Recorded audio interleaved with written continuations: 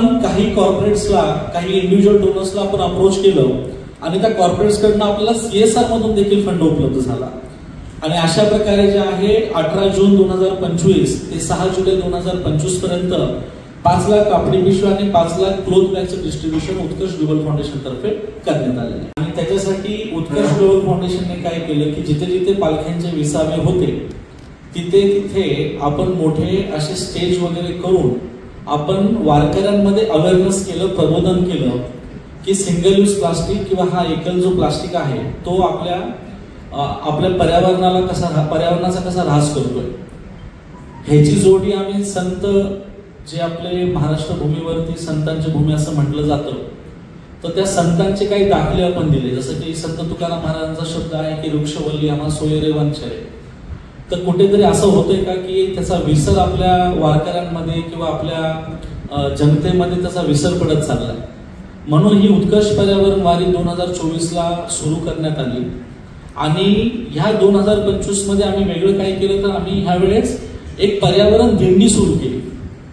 आम्ही 18 जून 2025 ही पर्यावरण दिंडी मुंबईवरून काढली आणि 19 आणि 20 जूनला ती संबलित झाली देहू देवस्थानाबरोबर. आणि देहू देवस्थानापासून जी दिंडी निघाली तर जिथे जिथे विसावे होते तिथे तिथे आम्ही वारकऱ्यांमध्ये प्रबोधन केलं परत सिंगल यूज प्लास्टिक बाबत. आणि त्यांना प्रबोधन करून आम्ही ही जी तुझ्या समोर कापडी पिशवी इथं दाखवा, ही जी कापडी पिशवी त्याला आपण शबनम बॅग म्हणून देखील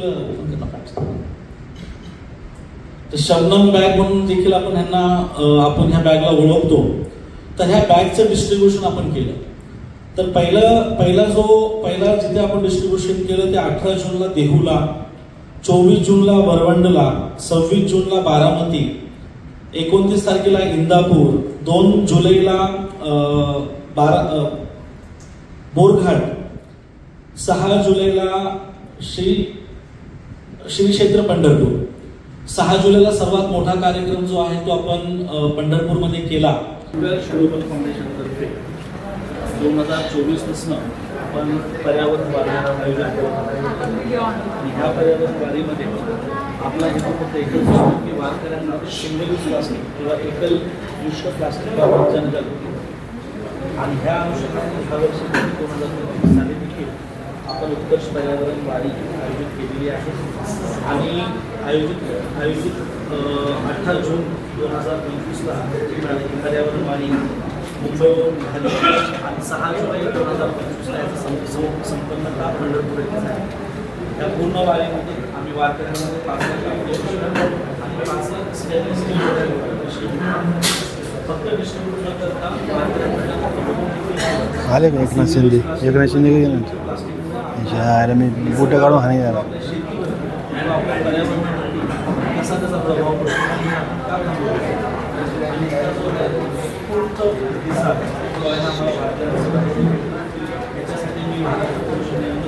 मी तुम्हाला सगळ्या म्हणलं प्रोटोकॉल एक सुद्धा दिसताना पण तेव्हा मी ओळखलं म्हणलं नाही याची ते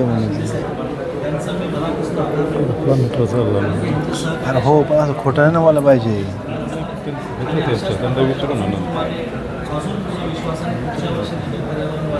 तुमचं झालं, तुमचं मीटर सुरू झालं.